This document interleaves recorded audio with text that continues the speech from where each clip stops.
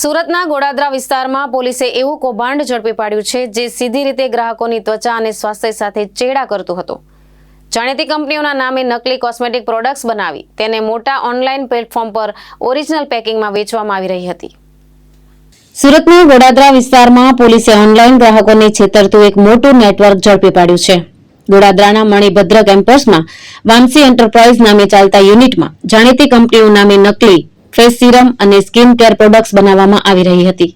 આ કાર્યવાહીમાં પોલીસે આશરે ₹8,21,700 ની કિંમતનો ડુપ્લિકેટ કોસ્મેટિક્સનો જથ્થો ઝડપ કર્યો હતો। આરોપી હિતેશ ભરતભાઈ કાતરિયા ગ્રાહકોનો વિશ્વાસ જીતવા માટે ફ્લિપકાર્ટના લોગોવાળી સેલોટેપ અને અસલી જેવા લાગતા સ્ટીકરોનો ઉપયોગ કરતો હતો। ઓનલાઈન ઓર્ડર આપ્યા બાદ ગ્રાહકોને ફ્લિપકાર્ટના પેકિંગમાં જ માલ મળતો હોવાથી નકલી હોવાની શંકા પણ થતી ન હતી। મુંબઈ સ્થિત કંપનીના લીગલ એટર્ની દ્વારા દરોડો પાડવામાં આવતા ખુલાસો થયો કે આરોપી પાસે કોઈપણ પ્રકારના બિલ કે લાયસન્સ હાજર નહોતા। પોલીસે આરોપી વિરુદ્ધ કોપીરાઇટ એક્ટ હેઠળનો ગુનો નોંધી જેલ ભેગો કર્યો છે। ભાવેશ ઉપાધ્યાય, દ્રષ્ટિકોણ ન્યૂઝ, સુરત।